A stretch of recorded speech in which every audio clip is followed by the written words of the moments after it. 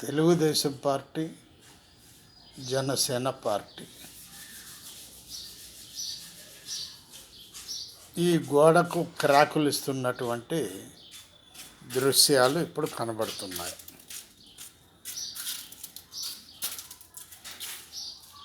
కాకినాడ పిఠాపురం ఈ ఏరియాలో ఎక్కువగా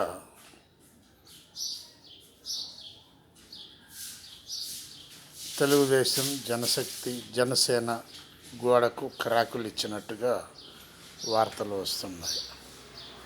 ఈ యొక్క క్రాకులు ముదిరి పాకాన పడుతున్నట్టు కూడా వార్తలు వస్తున్నాయి. ఏ రోజున ఏమవుతుందో ఎవరికి తెలుసు అని అంటున్నారు అక్కడి కార్యకర్తలు. బాలసాని వీరప్రసాద్, హైదరాబాద్.